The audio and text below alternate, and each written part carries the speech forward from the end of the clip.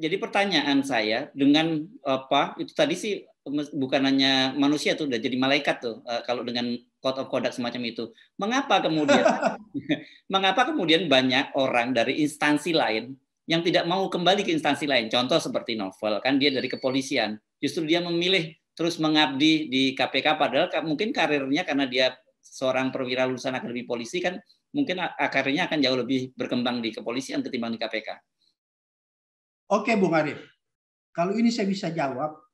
Begini, Novel dan kawan-kawan, kalau tidak salah ingat saya ada kira-kira 20 orang atau kurang lebih 20 orang yang statusnya pada saat itu polisi. Ketika saya jadi pimpinan KPK, mereka itu datang ya, meminta untuk menetap di KPK dan keluar dari kepolisian. Jadi saya tahu betul prosesnya. Pada saat itu Kapolri-nya Pak Timur Pradopo, ya. Jadi dia minta tolong kepada pimpinan KPK untuk disampaikan kepada Kapolri bahwa mereka ingin keluar dari kepolisian dan menetap menjadi pegawai tetap KPK.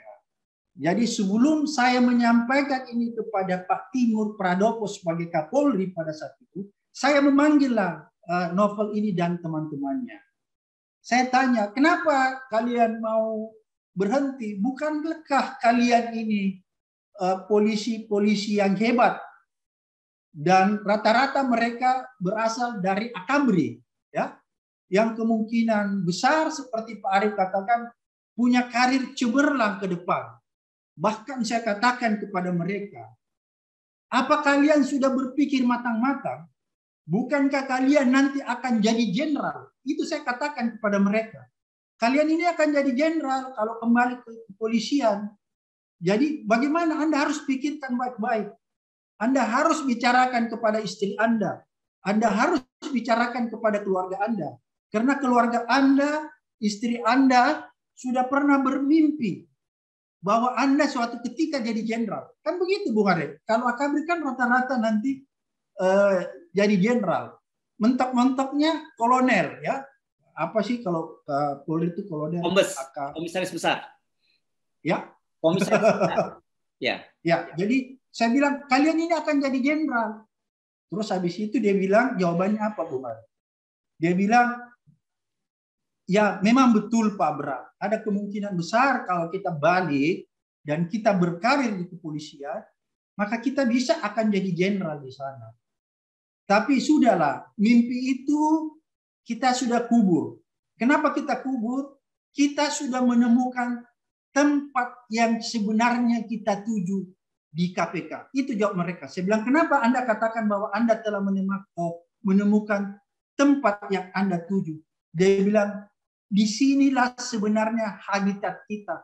Disinilah kita bisa menemukan dan bisa melihat mana yang benar, mana yang salah, mana yang benar ditegakkan, dan mana yang salah disingkirkan.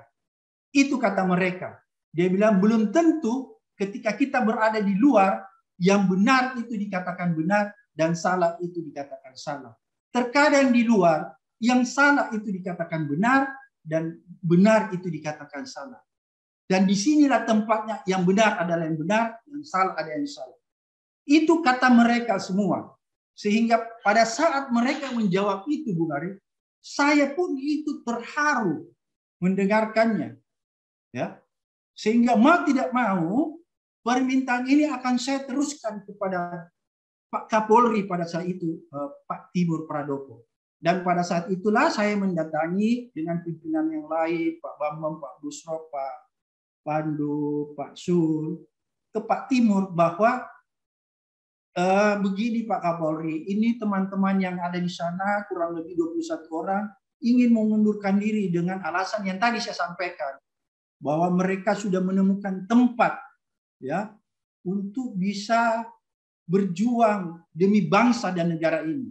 Sebenarnya intinya itu mereka ingin berjuang demi bangsa dan negara ini. Oleh karena itu saya menjadi lucu kalau dianggap mereka ini tidak Pancasilais, padahal mereka menanggalkan kesempatan mereka untuk jadi jenderal dan menetap di KPK itu adalah bagian dari sebuah sebuah jiwa Pancasilais yang tidak bisa lagi diukur. Mungkin ada orang yang secara narasi selalu menyebutkan Pancasilais, ya, tapi itu cuma di mulut, lip service, tapi tidak ada di dalam jiwa mereka. Tapi teman-teman saya, sobat-sobat saya yang ada di KPK, itu Pancasilanya ada di dalam jiwa mereka, Bung Arif. Bagaimana kita mengukur bahwa Pancasila mereka ada dalam jiwa mereka? Ya itu tadi, lewat apa yang mereka lakukan. Mereka bisa mengorbankan kepentingan pribadi mereka. Apa yang dikorbankan kepentingan pribadi mereka? Ya itu tadi, mengorbankan kemungkinan mereka untuk jadi jenderal. Kan begitu. Mereka mengorbankan kepentingan pribadi loh untuk bisa jadi jenderal. Demi bangsa dan negara ini, yaitu demi Pancasila. Itu yang mereka lakukan. Jadi ketika saya sampaikan itu kepada Pak Timur Pradopo, maka Pak Timur pun lama-kelamaan akhirnya juga bisa memahami, ya. Dan terharu juga Pak Timur pada saat itu, karena saya ingat betul Pak Timur Pradopo ini adalah seorang Kapolri yang luar biasa juga hatinya, ya, bisa menerima itu dengan lapang dada dan melepaskan anak-anak ini. Kan susah juga kalau Kapolrinya pada saat itu tetap bersikuku, Bung Arif, tidak mau melepaskan, kan nggak terjadi juga. Jadi Pak Timur ini orang luar biasa, dia melepaskan anak-anak itu dan sambil berbicara langsung.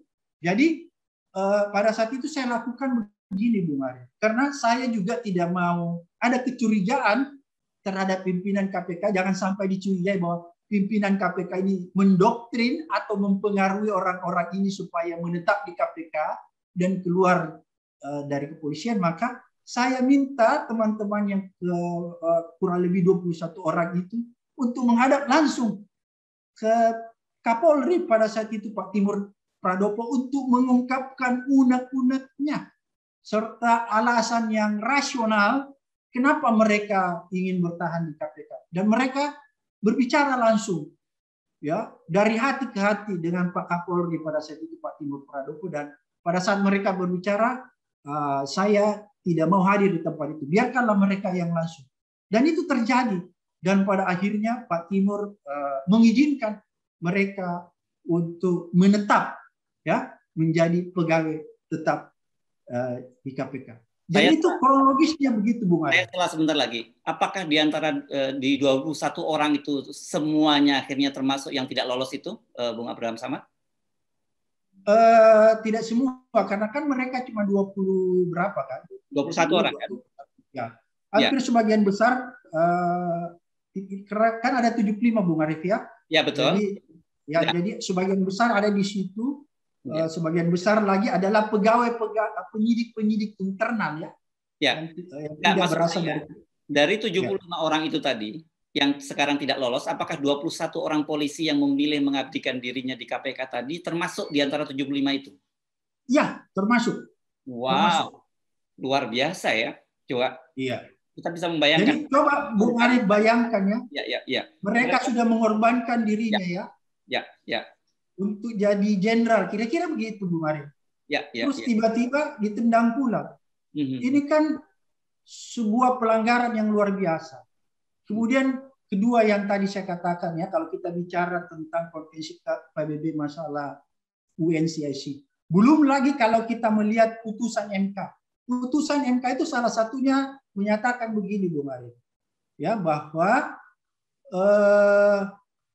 alih status pegawai KPK menjadi ASN tidak boleh merugikan sedikit pun, ya, kepentingan mereka itu. Artinya apa? Harusnya secara otomatis pegawai-pegawai KPK itu ketika alih status ASN itu menjadi ASN tidak boleh dirugikan, tidak boleh dikeluarkan, tidak boleh tidak diluluskan. Sebenarnya intinya itu. Bayangkan putusan MK saja menyatakan begitu. Padahal putusan MK itu kan diawali demi keadilan berdasarkan, kan begitu kalau kita baca putusannya. Ya. Berarti Kalau orang-orang ini pada akhirnya disingkirkan, saya selalu menggunakan kata disingkirkan, dihilangkan, berarti itu terjadi yang namanya denial of justice, Bung Ari. Pengingkaran terhadap keadilan. Karena putusan pengadilan itu kan selalu diawali demi keadilan. Ya. Kan begitu, Bung Ari.